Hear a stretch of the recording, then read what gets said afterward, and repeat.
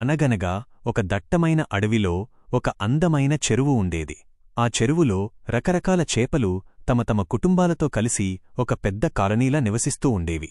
ఆ చేపలన్నింటికీ కలిపి ఒక రాజు ఉండేవాడు. ప్రతి సంవత్సరం ఆ రాజు పదవి కోసం ఒక పోటీ జరిగేది. ఆ పోటీ ఏమిటంటే, చెరువులో ఉన్న చేపలలో ఏది పైకి ఎక్కువ ఎత్తు ఎగరగలదో అది ఆ సంవత్సరానికి రాజుగా ఎంపిక అవుతుంది. అలాంటి ఒక చేపల కుటుంబంలో పింకీ అనే చిన్న చేప ఉండేది. పింకీ మిగతా చేపల కంటే చాలా చిన్నగా, తన రెక్కలు కూడా చాలా చిన్నగా భిన్నంగా ఉండేవి. ఆ కారణంగా పింకీ ఆ పోటీలో పాల్గొనడానికి కూడా భయపడేది. ఎందుకంటే తను పాల్గొంటే ఓడిపోవడం ఖాయమని తనకు తెలుసు.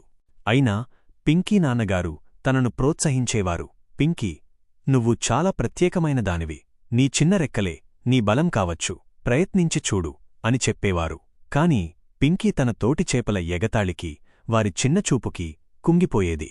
మొదటిసారి పింకీ పోటీలో పాల్గొంది, కాని అనుకున్నట్లే ఓడిపోయింది. మళ్లీ ప్రయత్నించినా ఫలితం లేకపోవడంతో పింకీ పూర్తిగా నిరాశ చెందింది. చివరికి తను చనిపోవాలని నిర్ణయించుకుంది. అయితే పింకీ అలా నిరాశ చెందకుండా తన తండ్రి ఆమెకు మళ్లీ ధైర్యం చెప్పాడు. ఒక విజయం కోసం ఎప్పుడూ ఒకటే మార్గం ఉండదు. నీ రెక్కలు చిన్నవి కాబట్టి నువ్వు వాటిని వేగంగా ఊపగలవు. వేగమే నీ బలం. ఆ వేగంతో చిన్న ఎగురులు వేస్తూ వాటిని ఒకదాని తర్వాత ఒకటి కలిపితే నువ్వు ఎవరికంటే ఎక్కువగా ఎగరగలవు అని చెప్పాడు. పింకీకి కొత్త ఆశ పుట్టింది. తన తండ్రి మాటల్లో నిజం ఉందని గ్రహించింది. పింకీ మళ్లీ తన నాన్నగారి సలహా ప్రకారం సాధన చేయడం మొదలుపెట్టింది. మొదట చిన్న ఎగురులు, ఆపై వాటిని వేగంగా కలుపుతూ తన రెక్కలను వేగంగా ఊపుతూ ఎగరడం నేర్చుకుంది. పింకీ సాధన చూసి మొదట నవ్విన చేపలు ఆ తరువాత ఆశ్చర్యపోయాయి. తరువాతి సంవత్సరం పోటీలో పింకీ పాల్గొంది. మొదటిసారి పెద్ద చేపలన్నీ గర్వంగా చాలా ఎత్తుకు ఎగిరాయి.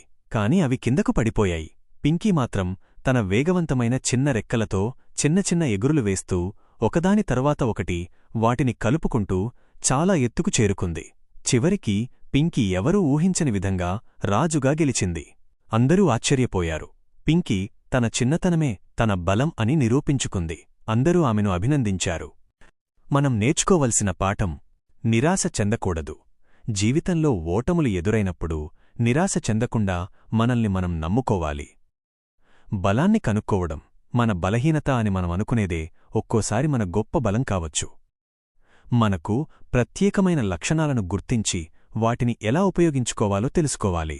ప్రత్యేకంగా ఉండటం, అందరిలా కాకుండా భిన్నంగా ఉండటంలో తప్పులేదు. మన ప్రత్యేకతను అంగీకరించి దానిపై మనం నమ్మకం ఉంచుకుంటే విజయం సాధించగలం.